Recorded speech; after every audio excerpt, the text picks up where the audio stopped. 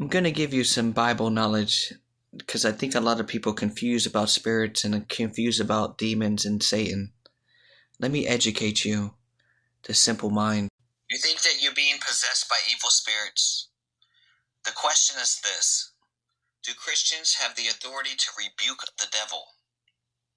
The answer is this: there are some Christians who believe they not only have the authority to rebuke the devil, but that they also must be about the business of continually rebuking him.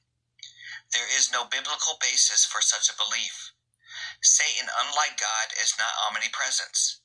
He can only be in one place at a time, and the likelihood of him personally harassing an individual Christian is minuscule, illogical, doesn't make sense. Of course, he has legions of demons who do his bidding, and they are everywhere seeking to destroy believers and their testimonies. It should be noted here that the Christians cannot be possessed by a demon. If you're being possessed, you're not a Christian. People in the Bible described it as being possessed. As Christians, we need to be aware of the reality of the presence of evil. As we struggle to stand firm in our faith, we must realize that our enemies are not merely human ideas, but the real forces that come from the powers of darkness. The Bible says, "For our struggle is not against the flesh and blood, but against the ruler, against the powers, against the world forces in this darkness, against the spiritual forces of the wickedness in places." Ephesians 6:12, ESV.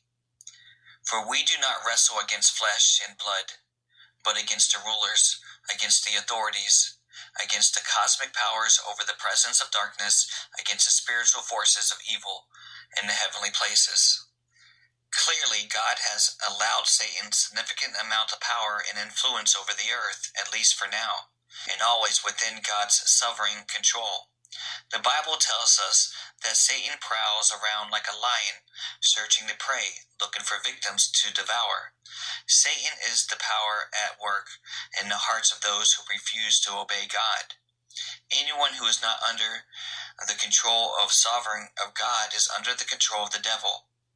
Born again Christians are no longer enslaved to Satan or sin. But this does not mean we are immune to the temptations that he puts before us. That's the whispering in your ears. The Bible does not give Christians the authority to rebuke the devil, but to resist him. It says to submit yourself then to God. Resist the devil and he will flee from you. Tell us that it is the Lord who rebukes Satan. Even Michael, one of the most powerful of angels, did not dare to accuse Satan, but rather said, "The Lord rebuke you." In response to Satan's attack, a Christian should appeal to Christ instead of focusing on defeating the devil. We should focus on following Christ and trust that he will defeat the forces of evil. Can Satan read our minds and know our thoughts? First, it is important for us to remember that Satan is not omnipresent. He cannot be in more than one place at a time. Only God is everywhere. Only God knows everything, while Satan must rely on his army of demons to do his bidding. Can Satan or his demons read our minds? No. 1 Kings 8:39.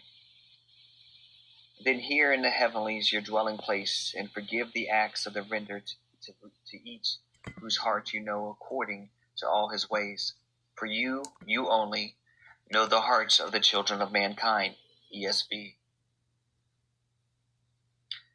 It says God alone knows every human heart. There is no one else who has that ability. God knows what we will say before we say it, while the thought is still formulating. Psalms 139:4, Jesus, being God incarnate, exhibits the divine quality of knowing men's thoughts. He knew what was in each person. The Bible does not teach us that Satan's powerful. Likely he was the highest of all the fallen angels, as he was perseverance enough to convince 1/3 of the angels to join him in his rebellion. Even after Satan's fall, not even Michael the archangel dared to confront him without the Lord's help.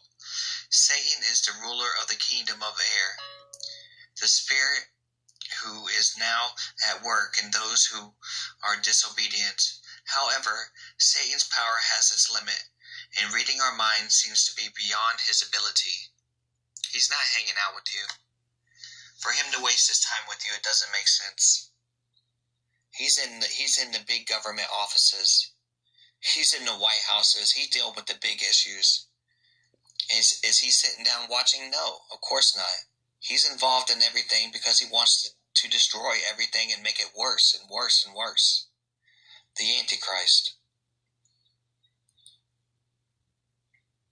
He would need permission for Satan and his demons to read our minds, which they do not have. God is the only one who can know all our thoughts. However, Satan and his demons have been observing and tempting human beings for thousands of years. Surely they have learned a few things about us over the years.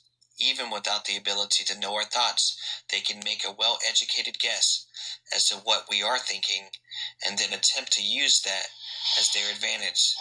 That is why we are commanded to submit ourselves then to God.